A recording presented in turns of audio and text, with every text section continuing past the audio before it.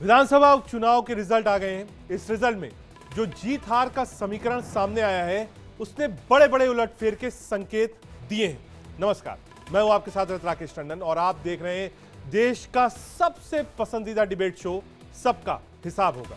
लोकसभा चुनाव के बाद देश में पहला चुनाव हुआ है जहां एनडीए के सामने फिर इंडिया गठबंधन था। 13 सीटों में से 9 सीटों पर विपक्षी दलों ने जीत हासिल कर ली है।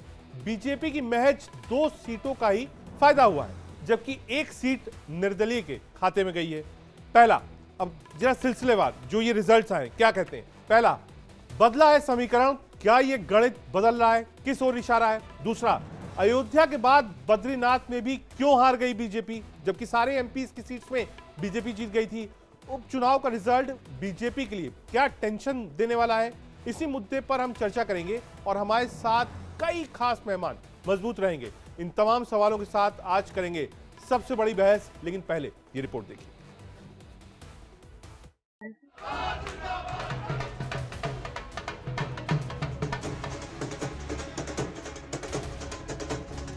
सात राज्यों के 13 विधानसभा सीटों पर उपचुनाव के नतीजे काफी चौंकाने वाले हैं और यहाँ बड़ा खेला हो गया।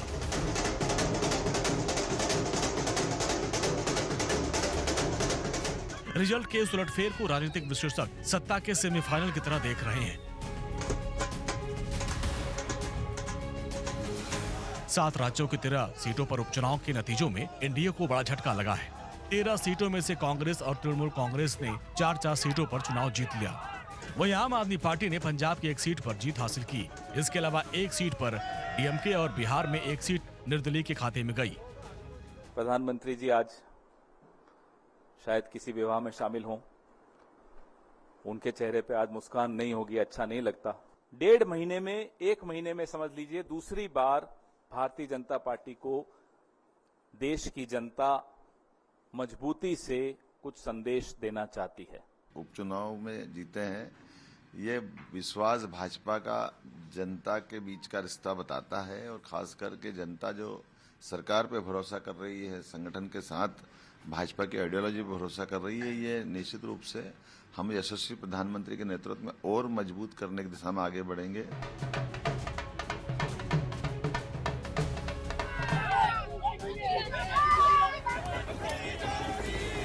इसका क्रेडिट जनता को दूंगी जी, भाई बहनों को दूंगी जिन्होंने कंधे से कंधा मिला के साथ दिया। सीएम साहब की अपनी ड्यूटी है, मेरी अपनी ड्यूटी है अपने देहरा के प्रति, तो अपनी अपनी ड्यूटी निभाएंगे हम।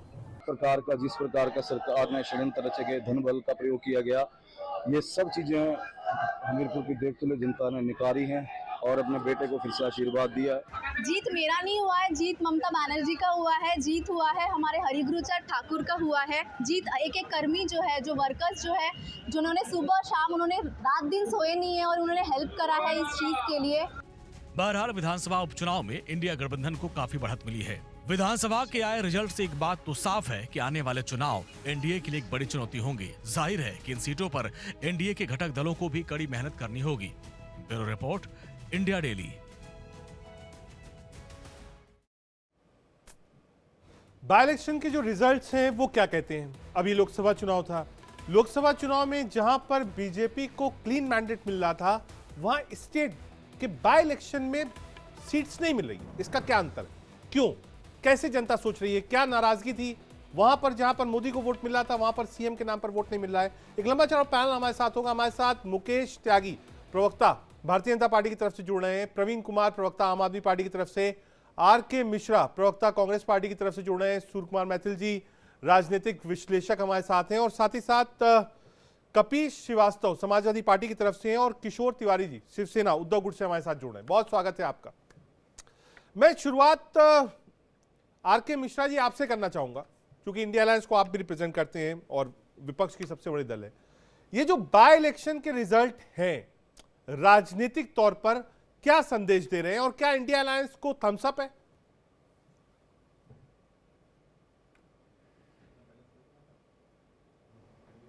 भले मेरी आवाज मिल रही है आपको? बिल्कुल स्पष्ट मिल रही है पणी, बोलिए।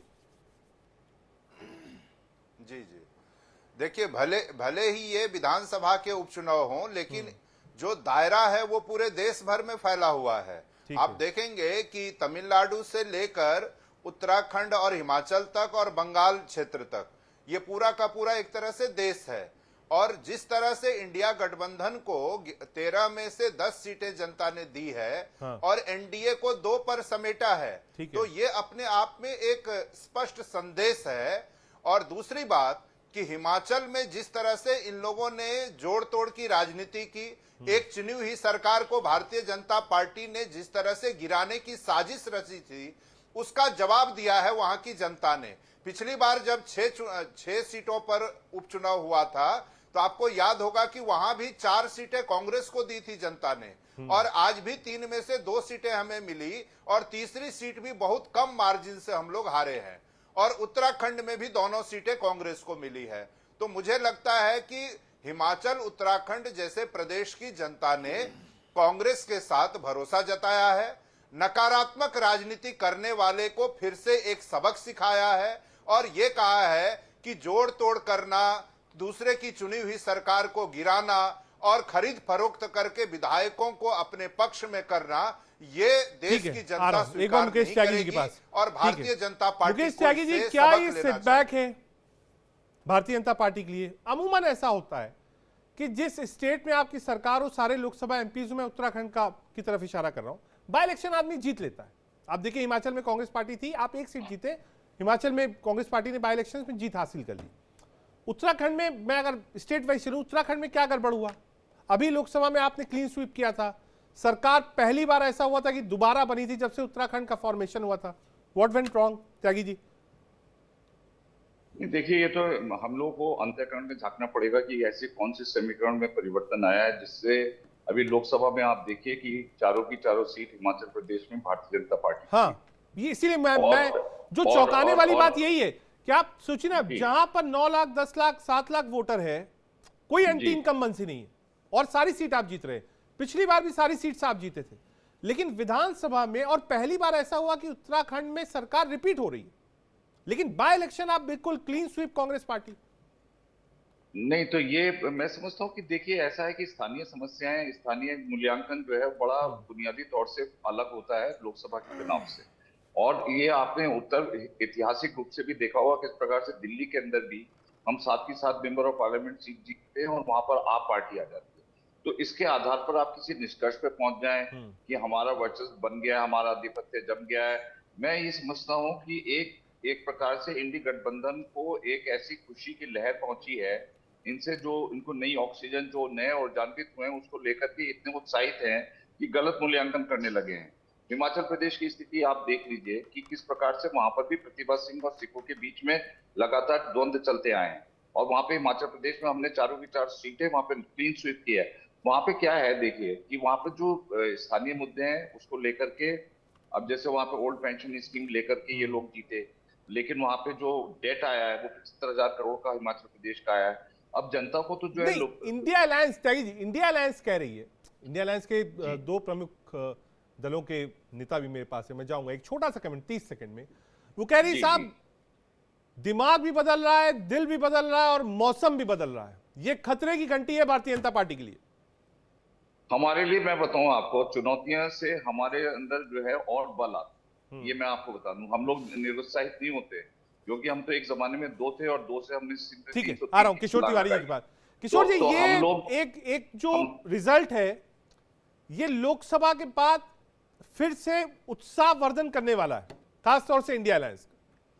महाराष्ट्र की पार्टी को आप रिप्रेजेंट करते हैं, महाराष्ट्र इस समय बहुत चर्चा में, चाहे वो शादी के लिए चर्चा हो, प्रधानमंत्री जी भी थोड़ी देर पहले पहुंचे हैं, ममता बनर्जी भी थी, उन्होंने उद्धव ठाकरे से मुलाकात करी, उसके बाद शरद पवार से मुलाकात करी और कहा नहीं साहब ये सरकार जाने वाली है। तो ये अगर धीरे धीरे आप एक ना एक हिट देते रहेंगे, तो इससे क्या लगता है इंडिया अलायंस ऊपर उठ रहा है और टारगेट है एनडीए की तरफ? किशोर जी। नहीं, ये देखो रजत राकेश टंडन, मैं एक बात करता हूं आपको कि विनम्रता से, लोकसभा का चुनाव उस वक्त तो मोदी जी भी खुद कहते थे कि महाराष्ट्र में हम 45 सीटें लाएंगे, ठीक है, 40 सीटों का बोलते थे, लेकिन 32 सीटें इंडिया अलायंस के पास आई और बीजेपी को लोगों ने नकारा। अब ऐसा है कि बीजेपी को 27 सीटें लड़ने के बाद 9 सीटें मिली। अब महाराष्ट्र एक ऐसे इससे गया कि जिसमें पार्टियां तोड़ी गई। बीजेपी जो भ्रष्टाचार का टॉलरेंस 0 रखने वाली पार्टी थी, उन्होंने ज्यादा से ज्यादा भ्रष्टाचारी लोगों को अपने अलायंस में लिया और अशोक चौहान को तो पार्टी में लेकर उन्हें राज्यसभा में सांसद बनाया। तो इससे क्या हुआ कि एक इमेज चले गई, एक मैसेज चला गया कि यह लोगों को करप्शन वाली जो इनकी लड़ाई है उसमें ये डाइल्यूट हो गए। दूसरा बात है, किसानों की समस्या थी कोर ग्रुप पे, और महंगाई थी, महाराष्ट्र में बेरोजगारी चरम सीमा पे है। तो ये सब चीजों का असर हुआ। लेकिन आने वाले विधानसभा चुनाव में, लोकसभा के चुनाव से हर आदमी यही कहता है नहीं कि ये सरकार, बोलिए राकेश, मैं कुछ उसी पे आ रहा हूं। ममता जी क्योंकि साथ थी, इसलिए मैं वो एक क्वेश्चन मार्क है। इंडिया अलायंस की जीत है, आप ममता वाली सीटें भी जोड़ दीजिए जो ममता बनर्जी को मिली। मेरा ये कहना है कि ममता दीदी मिलती तो है पवार साहब से, मिलती हैं उद्धव जी से, सब कुछ ठीक है, लेकिन जब बंगाल जाती हैं तो वहां इंडिया अलायंस का ही नहीं होता। देखिए ये भी एक क्वेश्चन मार्क है। आज आप इंडिया अलायंस में सीटें सारी जोड़ दीजिए, लेकिन ममता बनर्जी तो इंडिया अलायंस लोकसभा चुनाव में नहीं थी आपके साथ। और आने वाला जो समय है उसमें महाराष्ट्र, हरियाणा और झारखंड में चुनाव है। क्या ये एक लिटमस टेस्ट होगा सरकार के लिए, केंद्र सरकार के लिए? नहीं, ये वो 5 राज्यों के चुनाव तो लिटमस टेस्ट हो गई, लेकिन आपका जो सवाल था कि ममता बनर्जी इंडिया अलायंस का हिस्सा रहते हुए भी उन्होंने वेस्ट बंगाल में सारी सीटें लड़ ली और कांग्रेस को दरकिनार किया, क्योंकि उसके लिए उनका एक राजनीतिक पहलू था कि कांग्रेस को अलग रखते हुए वो एडवांटेज में रही। आज देख रहे हैं आप, आज भी उनका कोई भी कैंडिडेट ऐसे कमजोर मार्जिन से चुन के नहीं आया। ठीक है, भारी मार्जिन से। एक बार सूर्य मैथिल जी हमारे साथ स्टूडियो में, राजनीतिक विश्लेषक।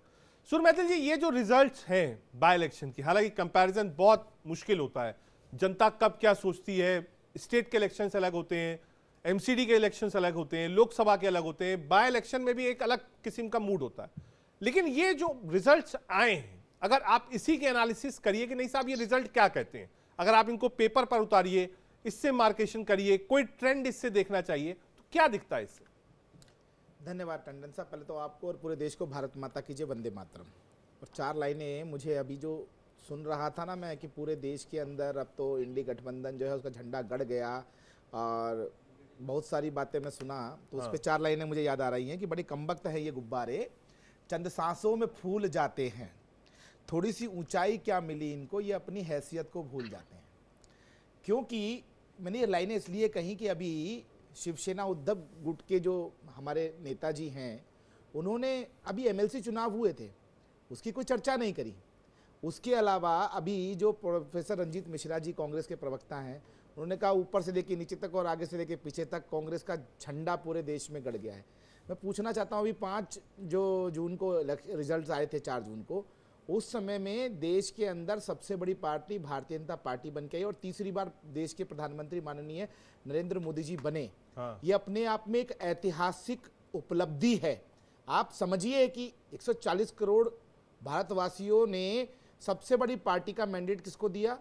नरेंद्र मोदी जी को दिया। और यदि कोई टारगेट भारतीय जनता पार्टी ने सेट भी किया था और वो नहीं अचीव कर पाई, लेकिन सरकार तो बनाई ना लोकतंत्र में, जिसके बाद मेरे पे जवाब दूंगा। किशोर जी, मैंने आपको कुछ बोला नहीं, निवेदन कर रहा हूं। किशोर जी एक बार कंप्लीट कर लेंगे, आ रहा हूं। एक बार कपीश जी के पास जाना है, ओपनिंग कमेंट, उसके बाद आप देखिए कि ना उनको सत्ता दोबारा से थमाई, भारतीय जनता पार्टी का वोट शेयर मात्र 0.70% कम हुआ, ऐसा नहीं हुआ। हाँ, मैं ये मानता हूं कि यदि किसी के पास कुछ भी नहीं है और वो कुछ मिल जाए तो हालात ऐसी होती है जैसे कांग्रेस कपीश जी एक बार रिप्लाई लेकिन एक सेकंड को जोड़ लेता हूं, सिर्फ एक सेकंड और। अगर आप उपचुनाव में, हाँ बताइए, जल्दी जाना है मुझे। यदि आप उपचुनाव से देश के लोकसभा चुनावों का कंपैरिजन करेंगे तो ये एक मारुति 800 से रोल्स रॉयल का कंपैरिजन होगा।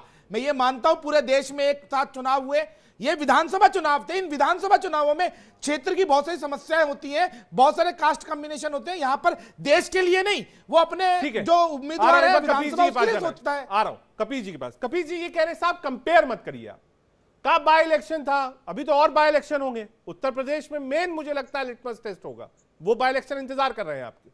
लेकिन ये जो बाय इलेक्शंस हैं, मोर और लेस इनका कहना है कि साहब इसका कंपैरिजन आप लोकसभा से मत करिए। लोकसभा में तीसरा टर्म बीजेपी को मिला है, अब उसके बाद अगर कुछ सीटें आपको मिल जाती हैं तो फिर आप ख्वाब मत देखिए। कपीश जी, देखिए, लोकतंत्र में कैसे नकारा जा सकता है लोकतंत्र में जीत को भी, वो आपके सामने है और पूरे दम्भ के साथ है।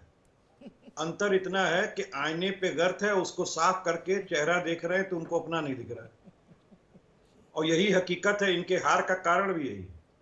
लोकसभा में जो 400 सीटें उन्होंने तय की थी और जो पहले से 63 सीटें कम हो गए, वो इसी वजह से कम हुए। अहंकार जब चढ़ता है तो विकास पीछे लग जाता है। आस्था को जब आप परवान चढ़ाते हैं, विकास पे काम करना बंद कर देते हैं, जिसे आप भ्रष्टाचारी बताते हैं, उस भ्रष्टाचारी को अपने पार्टी में ले लेते हैं, और उसके बाद से ईडी और सीबीआई और जितने संवैधानिक संस्थाओं के आपने चूल्हे हिलाए हैं, ये उसका प्रतिबिंब है जो आपको दिखाई दे रहा है। इसको लोकसभा से इसलिए जोड़ा जा सकता है क्योंकि ये बाकायदा 7 राज्यों में के अंदर ये चुनाव हुए हैं, और ये पूरा पश्चिम उत्तर दक्षिण को के राज्यों में हुए हैं। इसलिए आप इस बात को देखिए कि जो जनता ने मैसेज दिया है वो कंपैरिजन इस बात का है। विधानसभा चुनाव से आप लोकसभा चुनाव का कैसे कंपेयर कर सकते हैं? सतीश भाई जरा बताइए मुझको, कितने लाख वोट मिले वहां पर और कितने लाख वोट यहाँ मिले?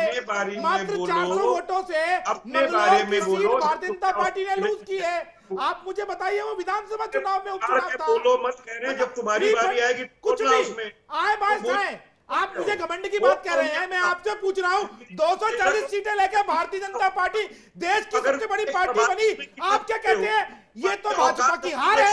अरे हार तो आप लोगों की है। तीसरी बार भी आप विपक्ष में बैठे हैं वहां पर, तीसरी बार भी आप लोग विपक्ष में बैठे हैं। जनता ने आपको अंगूठा दिखाया, अंगूठा दिखाया, नील बड़ा सन्नाटा दिया आपको। अब जाके आपको विपक्षी नेता का पद मिला है। आपको इस लायक भी देश की जनता ने समझा कि आपको विपक्षी नेता का पद भी दिया जाए। राजनीतिक विश्लेषक हो, एक रहने दो या ज्ञान मत दो। आपको मैं सच बता देता हूं, और या फिर हमसे पूछ लो ये बैठा है, इसकी औकात क्या है ये बताओ। लीजिए, नहीं आप शब्द का प्रयोग नहीं, कपिल भाई नहीं। आ गए अपनी असलियत पे।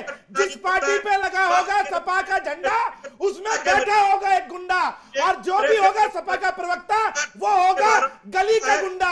ये गली के गुंडे की तरह देखिए आप भाषा प्रयोग करने लग गए। यही वो लोग हैं जिनको कि अभी उत्तर प्रदेश ने कुछ सीटें क्या दे दी, ये बहन बेटियों के दुपट्टे छीनने लग गए। ये वही लोग हैं जो गुंडे ही मचाने लग गए। फिर बाबा जी की पुलिस ने इनका एनकाउंटर किए और फिर ये चिल्लाने लग गए, देखो जी फिर से बुलडोजर चलने लग गया, संविधान की हत्या हो गई।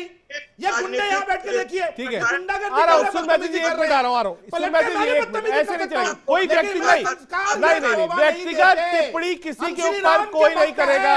सुनबैती जी, हम उनकी भाषा में जवाब नहीं देंगे। एक मिनट सुनबैती जी, एक मिनट, कपीश भाई एक मिनट, मैं ही कह रहा हूँ। देखिए, लोग देख रहे हैं, देश की जनता और खासतौर से युवाओं में चर्चा का इशू रहता है।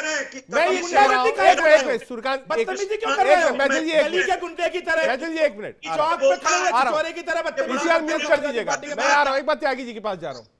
संस्कार है नहीं, आ रहा हूं कपिल भाई, व्यक्तिगत टिप्पणी आप भी मत करिए, नहीं तो फिर बर्दाश्त करने की वो रखिए। मैं नहीं चाहता ये संसदीय भाषा जाए स्क्रीन पर लोगों के सामने, ठीक है? इन जैसे गुंडों को बिठाते क्यों हैं आप लोग? प्रश्न आप कर रहे हो, गुंडा लोग। ठीक है, आ रहा हूं, एक मिनट, मैथिल जी ऐसे नहीं हो पाएगा। नहीं आप, मैं बात कर रहा हूं, एक मिनट रुक जाइए, मैं बात कर रहा हूं, बिल्कुल मैं बात कर रहा हूं, एक मिनट रुक जाइए, मैं जा रहा हूं। एक बार फिर से हमारे साथ प्रवीण कुमार भी जुड़ गए आम आदमी पार्टी से। प्रवीण, आपको आवाज मिल रही मेरी? बिल्कुल। आम आदमी पार्टी इसको कैसे देती है? पंजाब में आपको सीट मिली है, और अगर आप इंडिया अलायंस अगर अभी पार्ट हो तो, क्योंकि मुझे थोड़ा वो है कि अभी इंडिया अलायंस में आ रहा हूं, किशोर जा रहा हूं, एक मिनट, एक ओपनिंग सवाल है प्रवीण जी से। इंडिया अलायंस में अगर आम आदमी पार्टी है तो आम आदमी पार्टी इस रिजल्ट को कैसे देखती है? क्या ये रुझान जो है वो मॉरल देने वाले हैं? क्या आप अभी भी अलायंस में रहेंगे? क्योंकि हमने कुछ दिन पहले सुना था कि आपके कई वरिष्ठ नेताओं ने कहा था कि अब कांग्रेस के साथ कोई समझौता नहीं है। तो कांग्रेस के साथ नहीं है, क्या आप अलायंस के अभी भी पार्ट हैं, आगे भी साथ चुनाव लड़ेंगे? क्योंकि आने वाले समय में चुनाव है हरियाणा में, झारखंड में, महाराष्ट्र में। प्रवीण जी,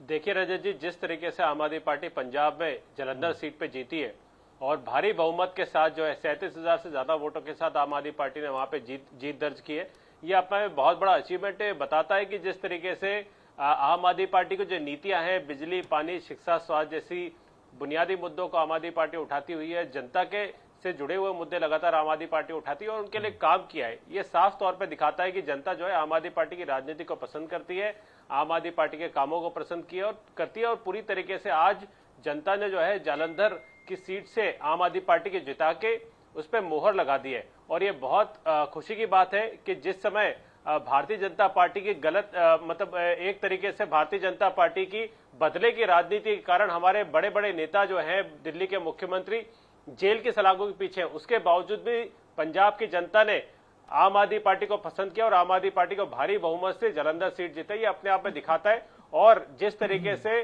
भारतीय जनता पार्टी की कई सीटों पे पूरी तरीके भारतीय जनता पार्टी हार गई है और इंडिया अलायंस के जो साथी है वो पूरी तरीके से चुनाव में क्योंकि बीजेपी पर सवाल है, मोदी लहर जो है पूरी तरीके देश भर से खत्म हो गई है।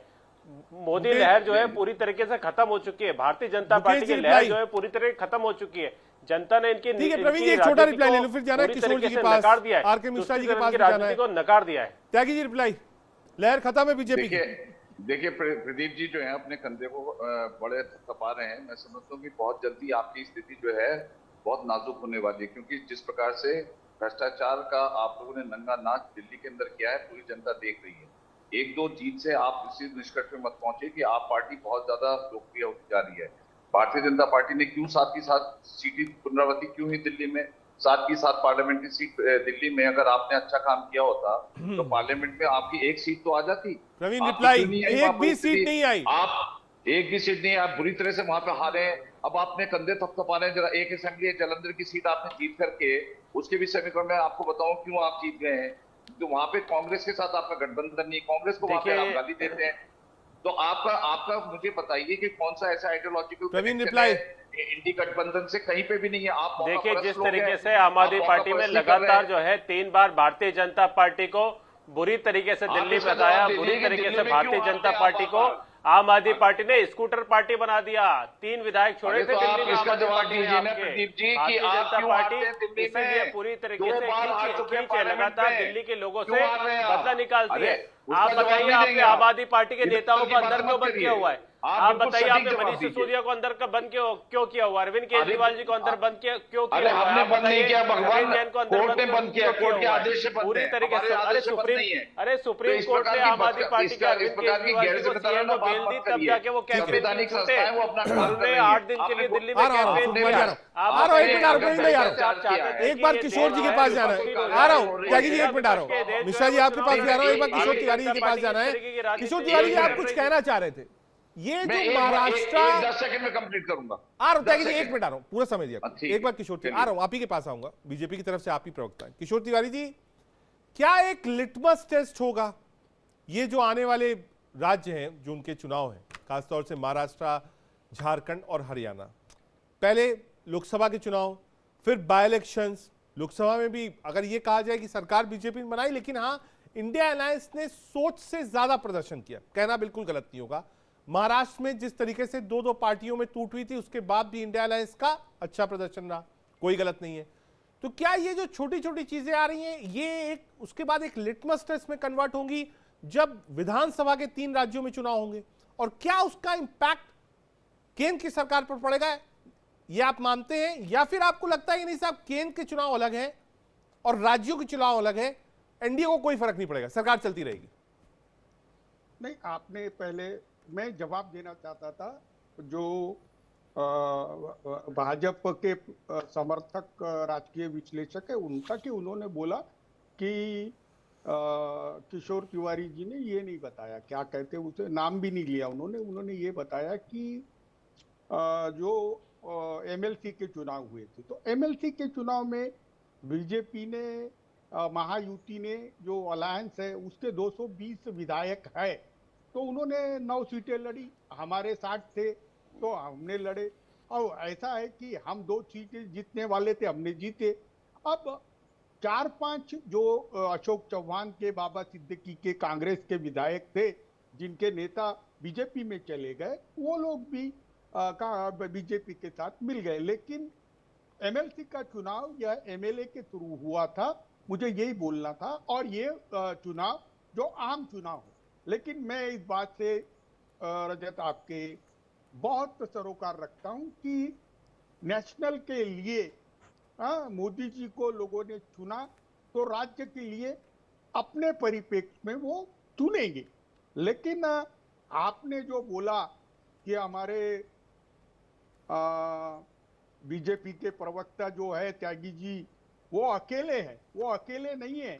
यहाँ बीजेपी की बात पुरजोर तरीके से रखने के लिए हमारे मैथिल साहब भी बैठे हैं, ठीक है। लेकिन एक बात मैं बोलता हूँ, कपिल जी के लिए उन्होंने जो बातें की, क्योंकि कपिल श्रीवास्तव साहब के साथ मैं सैकड़ों डिबेट कर चुका हूं, और उनके तरीके विनयशील और विनम्र आदमी मैंने देखे नहीं। और सूर्य मैथिल जी, आप उन्हें गुंडा कह रहे थे, क्यों बिठाते हैं ये कह रहे थे, तो आपने मैंने सर उसमें बोला कि कोई भी व्यक्ति व्यक्तिगत टिप्पणी ना करे। मैंने ये बोल रहा, एक मिनट मैथिल जी नहीं, बिल्कुल नहीं, म्यूट कर दीजिएगा। नहीं मैथिल नहीं, बिल्कुल नहीं, मैं आऊंगा आपके पास, रुक जाइए सर, मैं आऊंगा। एक बार जाना है मुझे आरके मिश्रा जी के पास। आरके मिश्रा जी, पवन खेड़ा जी की प्रेस कॉन्फ्रेंस थी, मैंने उस प्रेस कॉन्फ्रेंस को सुना। कांग्रेस पार्टी उत्साहित है, लेकिन आप देखिए मध्य प्रदेश में सीट आपको ना लोकसभा में मिल रही है, और विधानसभा का बाय इलेक्शन हो रहा है, उसमें भी नहीं मिल रही है। सरकार रहते हुए हिमाचल में भी एक सीट कांग्रेस पार्टी हार रही है। बिहार में जहां पर अलायंस है वहां इंडिपेंडेंट जीत रहे हैं, ऐसा क्यों? देखिए रजत जी, मध्य प्रदेश में जरूर हम लोगों ने चुनाव में हमें पराजय मिली, लेकिन आप मार्जिन पे भी ध्यान देखें कि 17वें राउंड तक हम जीतते रहे, और अंतिम 3 राउंड में हमें वोट कम मिले, और वो भी मार्जिन केवल 3000 का है। उसके बाद भी मैं ये मानता हूं कि मध्य प्रदेश में हमें और मेहनत करने की जरूरत है। लेकिन एक बात, अभी मैं राजनीतिक विश्लेषक महोदय को सुन रहा था, देखिए एक बात, अभी कुछ दिन पहले आरएसएस के एक बड़े नेता इंद्रेश कुमार जी हैं, उन्होंने एक बात कही थी कि भारतीय जनता पार्टी को उसके अहंकार ने हराया। इन राजनीतिक विश्लेषक जैसे लोगों को जब सुनता हूं ना, तो वो अहंकार इनके सिर चढ़ के बोलता है।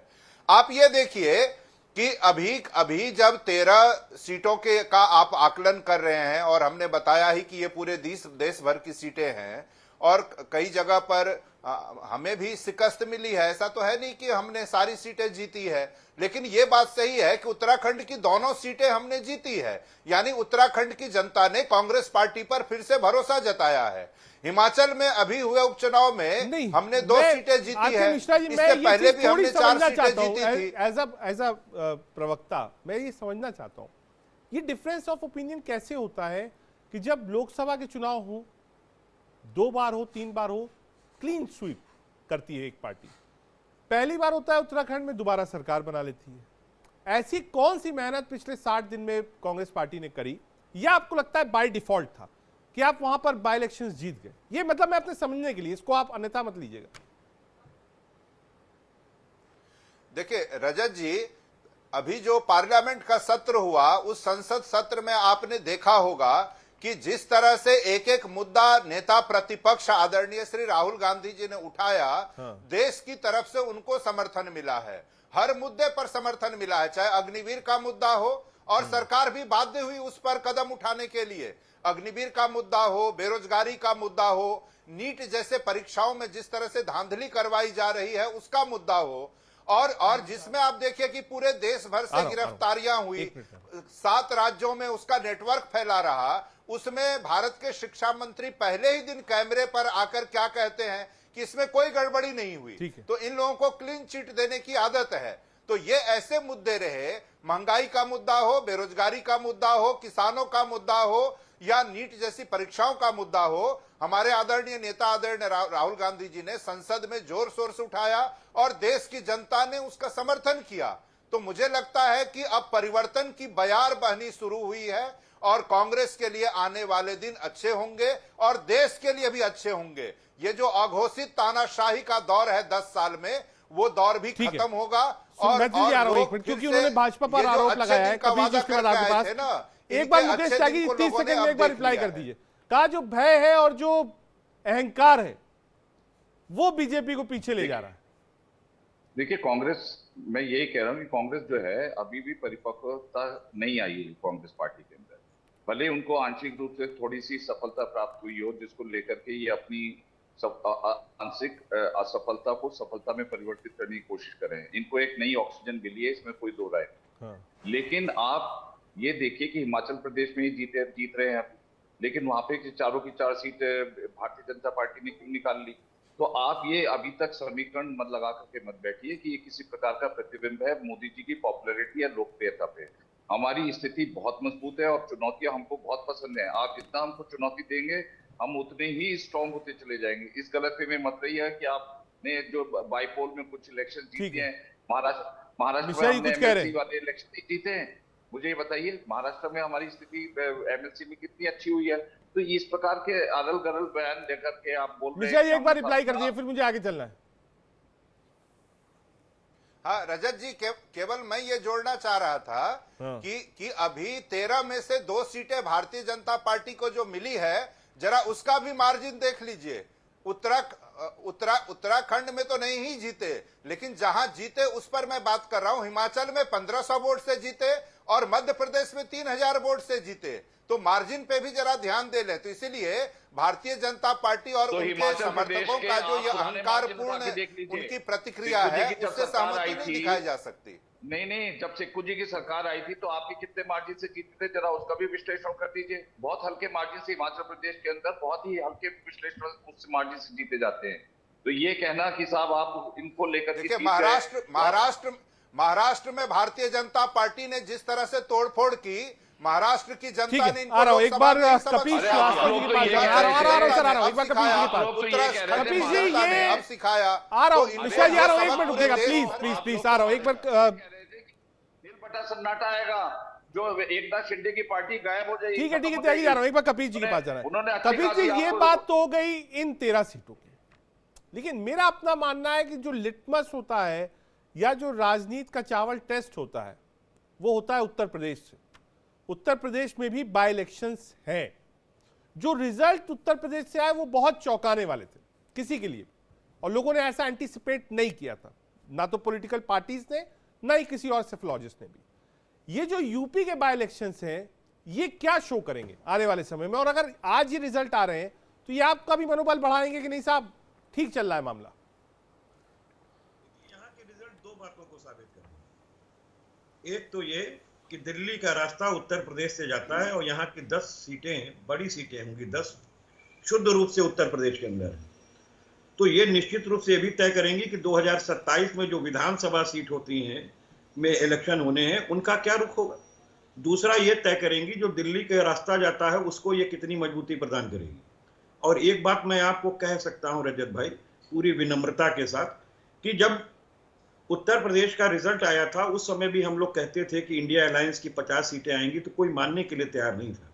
लेकिन चूंकि जमीन पे हमने काम किया था, और देखिए उपचुनाव माना जाता है कि उपचुनाव सरकार का चुनाव होता है, लेकिन उत्तर प्रदेश के घोसी में जिस तरीके से हमने जमानत जब्त कराने का काम किया था उस समय भी हम लोगों ने यही कहा था कि जनता ने उत्तर प्रदेश में अपना मन बता दिया है। हम आज भी आपको कह रहे हैं, ये चाहे जो भी कह लें त्यागी जी, उनका मुख है, वो जो चाहे सो कहें, लेकिन हकीकत यही है कि इंद्रेश कुमार जी उन्हीं के नेता हैं, आरएसएस के नेता हैं, उन्होंने भी आईना दिखाया। त्यागी रिप्लाई दे रही है, फिर जाना भी जाके सूर्य मैथिल जी के पास। कि नड्डा साहब ने ये कह दिया कि हमें आरएसएस की जरूरत ही नहीं, नड्डा साहब ने ये कह दिया कि हमें आरएसएस की जरूरत नहीं है, वापस लिया था। आप उसको नहीं बता रहे, आंशिक रूप से बता रहे हैं इंद्रेश कुमार जी ने क्या कहा था, उन्होंने विड्रॉ नहीं किया अपना स्टेटमेंट, बताइए जरा। मैं दूसरी बात त्यागी जी आपसे आग्रह कर रहा हूं कि मुझे आप बता दीजिए कि मोहन भागवत जी को कहा गया ना कि अब आरएसएस की जरूरत भारतीय जनता पार्टी को नहीं है। ये तो नड्डा साहब ने सबसे कहा, सबके सामने कहा, प्रेस में कहा। तो आप मुझे बताओ ये अहंकार नहीं है तो क्या है जब अपने पिता को ही पुत्र भूल जाए? ये हकीकत मानो, बिना आरएसएस के आप कभी एक चुनाव नहीं जीत सकते। ठीक है, यही आ रहा हमारे- हूं। एक बात सूर मैत्री जी को जोड़ लें। मैत्री साहब, ये बाय इलेक्शन था, ठीक है, लोगों की अपनी नाराजगी होती, कुछ होती है, लेकिन इससे एक उत्साह मिलता है और राजनीतिक तौर पर इंडिया अलायंस को कहने के लिए रहेगा कि नहीं साहब देख लीजिए, हमने लोकसभा चुनाव में भी पिछली बार से अपनी सीटों को डबल कर लिया, कांग्रेस पार्टी खास तौर से, कहा मुद्दों के आधार पर चुनाव लड़े, यूपी जो आपका सबसे स्ट्रॉन्गेस्ट बेस था वहां पर आपको डेंट किया है, सीधा सीधा डेंट किया है उत्तर प्रदेश में। तो क्या अब अलायंस वाले नहीं कहेंगे नहीं साहब अब तो लोग इंटरेस्ट में नहीं है एनडीए के, अब लोग कह रहे हैं नहीं साहब नई सरकार बनवाइए, भाई उनको भी तो कहने का मौका मिला। धन्यवाद। पहले तो 4 लाइनें हैं, अभी कपिल श्रीवास्तव जी नाम गिना रहे थे इंद्रेश जी का, तो पर उपदेश कुशल बहु तेरे जे आचरण नहीं ते नर न घनेरे, इसका अनुवाद कर लीजिएगा। कौन अखिलेश वखलेश, और ये झुट्टा पार्टी है कांग्रेस पार्टी, ये झुट्टा पार्टी है कांग्रेस पार्टी, इसको वोट मत देना, ये किसने कहा था? और कौन अखिलेश वखलेश, ये किसने कहा था? मध्य प्रदेश चुनावों की याद में दिला रहा हूं आपको टंडन साहब, उस समय में क्या स्थिति थी, मंच से जैसे अभी पानी पी रहे हैं ना, ये पानी पी पी के अखिलेश यादव जी ने कैसे बदतमीजी से बात की थी कांग्रेस के विषय में, और उसके बाद कमलनाथ जी ने क्या कहा था, अरे कौन अखिलेश बखलेश, क्या हुआ? आप दोनों साथ में बैठे हैं ना, सुनिए कहाँ बौखला खा रहे हो, काहे बौखला रहे हो कपिल श्रीवास्तव, देखिए इस प्रकार के लोगों को बैठाते हैं, मैंने क्या मैंने आपको पहले भी कहा है, आप व्यक्तिगत टिप्पणी कभी मत करिए, व्यक्तिगत टिप्पणी मत करिए, इन्होंने जो नेताओं ने बयान दिया उसको रिपीट किया, मेरा ये कहना है कि आप कोई व्यक्तिगत टिप्पणी मत करिए, कोई नहीं है। दोनों ने आपस में एक्सचेंज किया था ना, और फिर दोनों हम राजभर साहब को भूल गए। सुनिए चिल्लाइए मत, शांति भूल सुनिए। गए क्या? और टंडन साहब आपने देश का उड़ीसा सबसे के विषय बड़ा में क्या झूठा आपने जिक्र किया, प्रधानमंत्री है। जहां उड़ीसा में भारतीय जनता पार्टी ने क्लीन स्वीप किया तो था, मैं भीख का क्या कटोरा आपने थमा दूंगा, आपने चल सन्यासी मंदिर तेलंगाना में, को उदाहरण दिया, ये डायलॉग भूल गई आप, क्या आंध्र प्रदेश का ये उदाहरण दिया? डायलॉग भूल गए नहीं, कि उनके भारतीय जनता पार्टी ने जिस प्रकार का हो रहे हैं, अकथित जो और आप प्रदर्शन है दुनिया वो की राजनीति ढूंढ रहे हैं, साउथ तो इंडिया में अखिलेश किया। और राहुल जी में कोई वैमनस्यता पैदा हुई है, ये बताइए। मैं तुम्हारे अखिलेश यादव की बात बता रहा हूँ की अपनी पार्टी के लिए एक स्थान पर है, मुझे आप भगवान की तुलना इंग्लिश से नहीं कर सकते, लेकिन राजभर साहब तो अपनी पार्टी के मुखिया हैं, वो आपके पार्टी को क्या कह रहे थे कि सबसे झूठा प्रधानमंत्री है, और जब आदमी के पास जवाब नहीं को होता, वो इसकी इसी औकात क्या प्रकार दिला की देंगे, बदतमीजी भीख और का नतंगी कटोरा शुरू थमा कर देता देंगे, है। चल जिस प्रकार सन्यासी की मंदिर में, समाजवादी पार्टी के तो झूठे केवल प्रवक्ता पत्ता कर पे रहे हैं। रोटन अभी ये पोटन क्यों हो रहे थे, यही कारण बता अभी दीजिए। आप शब्दों पे अगर उतरेंगे। भैया आ रहा हूं मैं, थोड़ा सा सुनिए कपिल कपिल जी, आ रहा हूं श्रीवास्तव, ये नहीं चलने वाला। एक मिनट आ रहा हूं मैं अगर आप लोगों को उत्तर प्रदेश की जनता ने किसी प्रकार से समर्थन दे भी दिया, शिरोधार्य है उत्तर प्रदेश की जनता। ठीक है, आ रहा हूं। लेकिन एक बार मुझे किशोर तिवारी जी के पास जाना है, पीसीआर एक बार म्यूट कर दीजिएगा, किशोर तिवारी जी के पास आ रहा हूं, आ रहा हूं मैथिल जी, आ रहा हूं, एक बार किशोर तिवारी जी के पास जाना है। किशोर तिवारी जी, ये रिजल्ट है, ठीक है, लेकिन इंडिया अलायंस कितना एकजुट रहेगा ये भी एक सवाल है भाई। कहने के लिए बहुत अच्छा है भाई, आज जब सीटों के बंटवारे की बात होगी तो कहां तक इंडिया अलायंस रुक पाएगा, ये भी एक बहुत बड़ी चुनौती है, पहला। दूसरा, इन राज्यों में क्या होगा, हरियाणा में अगर कांग्रेस पार्टी और आम आदमी पार्टी अलग अलग चुनाव लड़ती है तो क्वेश्चन मार्क सीधे आता है इंडिया अलायंस पर। महाराष्ट्र पर भी सीट शेयरिंग करना इतना आसान नहीं होगा, मुझे नहीं लगता कि बहुत आसान काम होगा कि 3 दल 4 दल बैठकर महाराष्ट्र जैसे स्टेट में अलायंस फाइनल कर ले। किशोर जी। नहीं, ये देखो, बीजेपी के खिलाफ जहां जहां पर अपोजिशन यूनिटी इंडेक्स अच्छा था वहीं वो जीते हैं। हाँ। तो महाराष्ट्र के अंदर अगर सभी पार्टियों में बहुत खड़े होने वाले लोग हो जाएंगे तो दिक्कतें तो आएगी। अगर तुमको बीजेपी तरीके बड़ी ताकत से लड़ना है, हाँ। जिन्होंने तो सरकार में, हम तो चुनी हुई सरकार थी, हमारी सरकार तो फुल तरीके गिरा दी ना उन्होंने। आप देखिए ना, वो शरद पवार जी की भी पार्टी तोड़ ली थी। तो हमें सबक सीखना चाहिए कि सबको एक होके लड़ना चाहिए, और गद्दारों ने भी ज्यादा खड़ा नहीं रहना चाहिए, नहीं तो पार्टी के बंडखोर खड़े हो जाते हैं तो उससे भागी से भी पार्टियां वो होती है। लेकिन मैं एक बात बोलूंगा कि भाजपा प्रवक्ता से कि आप भी दो ही विधायक, आपके दो ही सांसद आए थे और आपको भी लोगों ने चांस दिया। कांग्रेस के भी 400 के ऊपर भी चुन के आए थे। आज कांग्रेस भी 15 साल से किंवा 10 साल से 40 और 55 ऐसे सीटें लेके आई थी। तो परिस्थितियां बदलती है, लोग ओपिनियन बदलते रहते हैं। तो मुझे लगता है कि सत्ता में अगर लोगों ने अपना ओपिनियन बदला है तो उसे विनम्रता से स्वीकार करना चाहिए। हमने चैलेंज लिया है, हम ये नहीं चाहते। हम देखो रजत, ये बात हम अज्यूम करके नहीं चल रहे कि लोग हमें वोट दे देंगे। हमें उनके कल्याण का जो कार्यक्रम देना है वो कार्यक्रम मजबूत देना है कि लोग हमें पूछेंगे कि आप इंडिया अलायंस बोल के सत्ता में आओगे तो आप क्या करोगे। तो ये भी बड़ा चैलेंज है। लेकिन आज के जो उपचुनाव का रुख आया है कि मोदी जी के प्रति जो गुस्सा था वो कम नहीं हुआ है और आपको आत्मचिंतन करने की जरूरत है। अगर आप हमारे कोई आत्मचिंतन करने लगाओगे तो। त्यागी रिप्लाई दे रही है एक बार। किशोर तिवारी जी कह रहे हैं कि साहब नाराजगी प्रधानमंत्री मोदी और बीजेपी से है जनता को। तिवारी जी एक बहुत वरिष्ठ व्यक्ति हैं और मैं उनका बहुत सम्मान करता हूं, लेकिन मैं समझता हूं कि उन्होंने एक बहुत सभ्य तरीके से अपनी परिस्थिति को किया, लेकिन वहां पे दरारें पड़ चुकी। अभी आपकी शायद ट्यूसडे को मीटिंग हुई थी महाआघाड़ी की। अब आप ये देखिए, बाला साहब ये कहते थे कि मैं जिंदगी भर कांग्रेस के साथ गठबंधन नहीं करूं, ये उनका शपथ थी और मैं जिस दिन करूंगा मैं उस दिन समझ लीजिए मैं शिवसेना में ताला लगा दूं। वहां पे क्या हुआ, उन्होंने यू टर्न लेकर के अपने घोर विरोधियों के साथ गठबंधन बनाया। तो महाराष्ट्र की जनता देख रही है किस प्रकार से बाला साहब के सपनों को जो है उद्धव ठाकरे ने तोड़ मरोड़ दिया है। महत्वाकांक्षी की राजनीति उद्धव ठाकरे ने की है। और अब एक सेकंड तिवारी जी, अब आप वहां पे देखिए कि कांग्रेस की स्थिति बड़ी मजबूत हुई है 2024 के चुनाव के अंदर, लेकिन उद्धव ठाकरे का सपना है पुनः मुख्यमंत्री बनने का।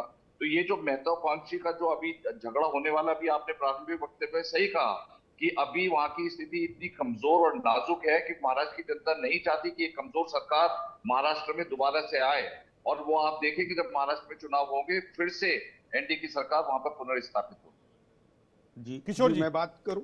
देखो मुकेश त्यागी जी ने जो कुछ कहा वो चुस्त दुरुस्त है, लेकिन एक बात मैं बताता हूं, जैसे जनता अपना मन बनाती है, जैसे उत्तर प्रदेश में 70-72 सीटें दी थी, अब वो 33 पे आ गई, तो जनता अपना ओपिनियन बदलती है। वैसी ही राजनीतिक परिस्थितियों में राजनेताओं को भी अपना मन बदलना पड़ता है, निर्णय बदलना पड़ता है, क्योंकि अटल बिहारी और लाल कृष्ण आडवाणी, गोपीनाथ जी मुंडे, प्रमोद महाजन, इनकी बीजेपी से हमने करार किया था। आज तो ये अडानी जी के कृपा से चलने वाले देवेंद्र फडणवीस की बीजेपी है, इससे हमारा पटने वाला नहीं है।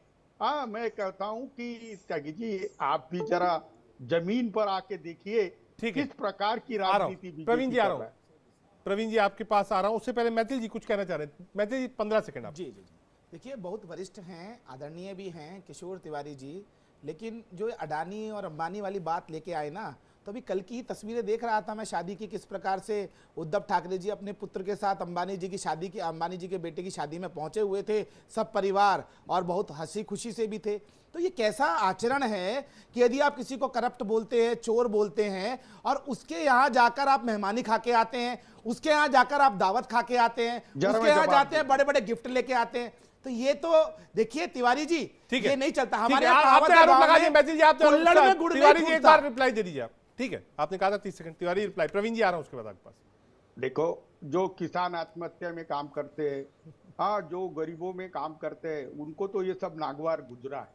अगर सब राजनेताएं कारपोरेट सेक्टर के गुलाम हो जाएंगे तो नहीं होगा ना। अब तो मैं देख रहा हूं राहुल जी ही जरा दम के बात करते हैं और राहुल जी की बात में असर दिख रहा है।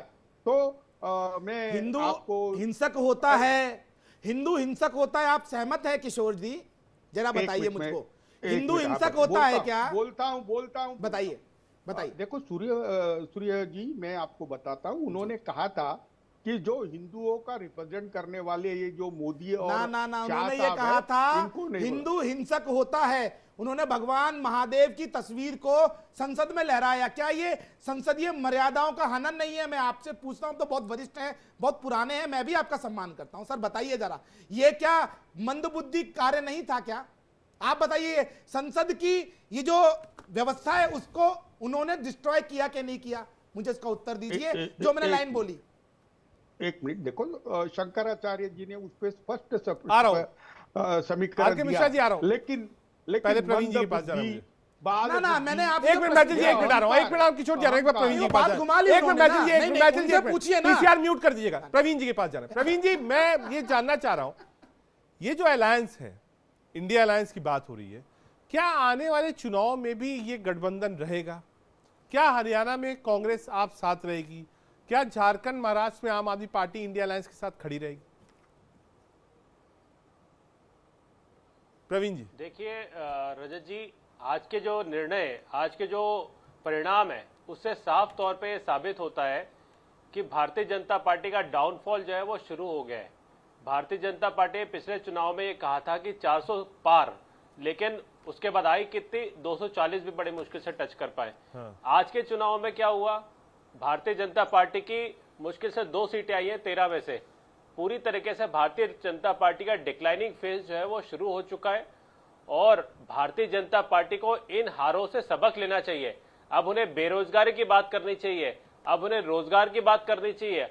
अब पूरी तरीके भारतीय जनता महंगाई से दिल्ली पूरे देश भर को कैसे निजात मिले, इसकी बात करना चाहिए। किसानों को एमएसपी कैसे मिले, इस पे बात करना चाहिए। भारतीय जनता पार्टी को ये समझ जाना चाहिए कि तुष्टीकरण की राजनीति जो है वो कामयाब नहीं होने वाली और पूरी तरीके से आम आदमी पार्टी का जो केंद्र में अलायंस है वो पूरी तरीके से आम आदमी पार्टी उसकी मजबूत साथी है केंद्र के अलायंस की।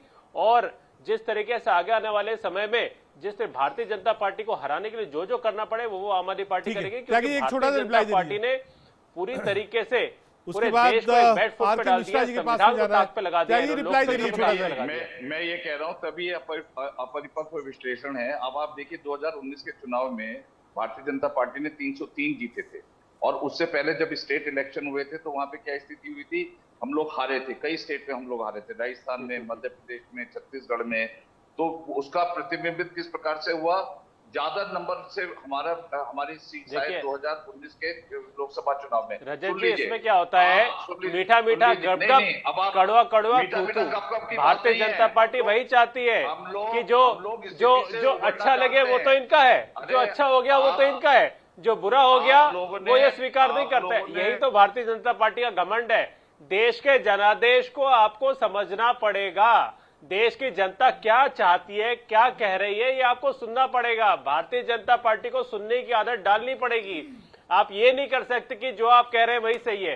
देश सीधी तरीके से बोल रहा है कि आप बेरोजगार की बात करिए। ठीक है सर, आ रहा हूं। एक बार मुझे साफ तौर पे कह रही है कि आप लोकतंत्र की बात। आर के मिश्रा जी, कांग्रेस ने जब इंडिया अलायंस आया था तो उसने कहा था हम कॉम्प्रोमाइज करेंगे, सीटों को लेकर करेंगे, लीडरशिप को लेकर करेंगे, लेकिन अब आपका विपक्ष का नेता है तो क्या वापस से कांग्रेस बिग ब्रदर थ्योरी में तो नहीं आ जाएगी? गिरीश साहब, सबसे बड़ा विपक्षी दल हमें, सीटें ज्यादा हमको चाहिए।